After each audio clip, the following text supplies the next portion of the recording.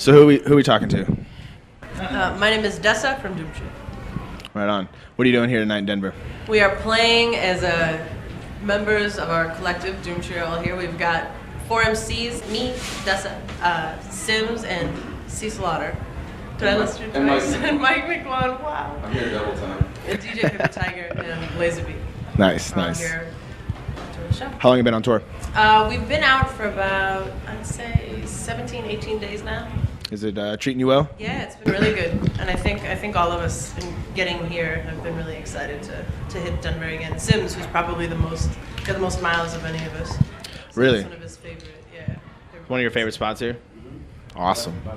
And a super kind reception, a super generous welcome. There was some guy driving without his lights, and it was like the single most polite intervention by a pedestrian. He was like, "Excuse me, Mr. Motorist, I can't help but notice," which is not the standard. Yeah, it's not a big city right there at all, really. Yeah. What's it like in Minneapolis? It's cool. I mean, we've got a really healthy hip hop scene, and I think we're known for being friendly, but I don't know that we are legitimately that friendly. Yeah. It's the Midwest, so it's kind of on sketchy ground. On the passive aggressive friendly tip, yeah. It's the paper plants. The paper plants. All the industry. So you teach music, don't you? Mm-hmm. What's that like? Let's see. Honest answer, I think it's a challenge. I think for me, even like receiving criticism from artists I trust takes some effort to do so with an open mind. You know, a lot of music is trying to build up your ego to defend it against all the haters and the criticism and the self-doubt that you're likely to encounter. So I think a big part of trying to teach or learn music effectively is to learn how, at least for the space of a couple hours, to turn off those defense mechanisms. A lot less ego? Yeah, and it's like I don't want to hate on it because those are there for a reason. You know, the whole world says you can't, mostly in music. So naturally you develop like an overcompensation to say I can, but that can sometimes inhibit learning, I think. Do you think that might have something to do with battle rap? Yeah, I think just artists too, though, because I don't primarily teach hip hop now. I teach songwriting, awesome. and I've learned songwriting, you know. So I think that I see in others and I feel in myself some of that defensiveness, at least on first blush, when it comes to even constructive criticism.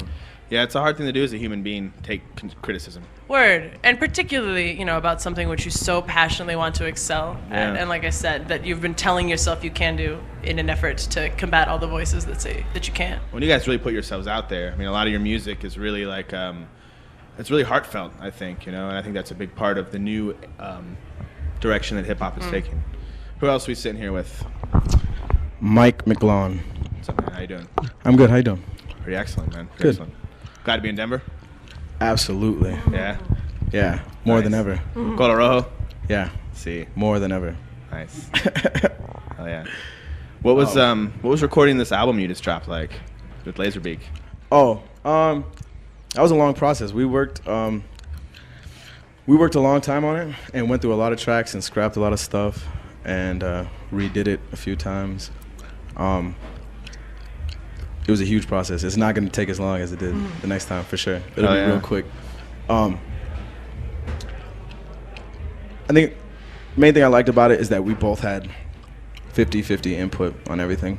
Really? You know, from beats to rhymes and shit. Yeah, I mean, we'd go back. We'd, you know, trade notes constantly. Be like, you like this? I mean, like, the premiere track on the record is co-written by Laserbeak. So. Which one is that? Prize Fight? Which one? It's actually Prize Fight. Yeah, it's the last one. He actually wrote most of the end parts, the outros and stuff, like the whole basis. He wrote that for Plastic Constellations record for a song called Phoenix in the Fall Line.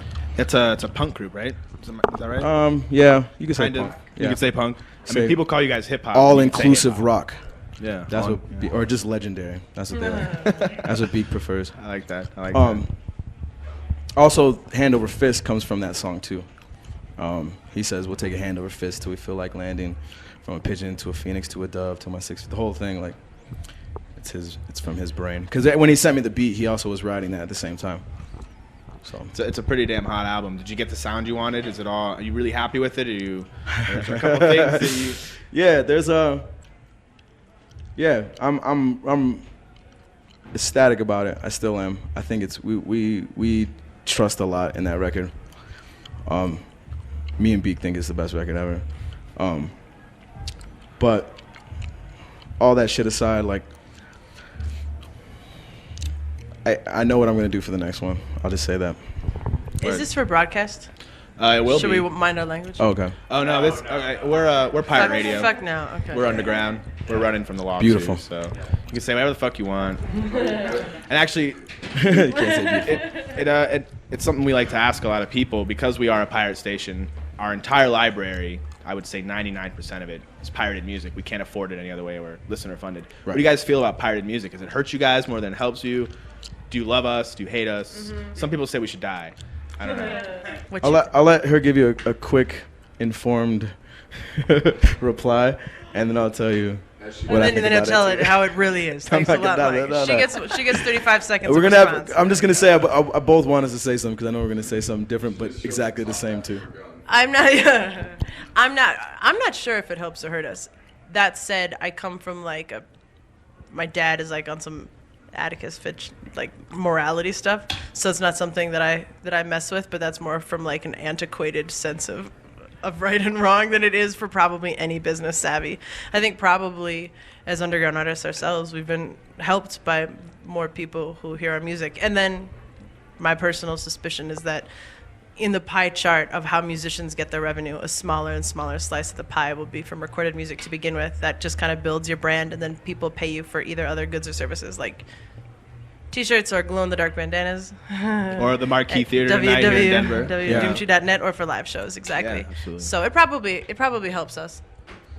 I feel like what hurts more than that, the whole music industry, is people giving away music for free. I think a lot of rappers do mixtapes for free, and it kind of devalues tracks. You have 30 tracks of like guy just going crazy, and he's not selling any of it. And at the same time, I'm not gonna go against the grain. And also, I truly believe that like music, with the way that things are going, is just gonna be promotional anyways. Just try to get people to shows.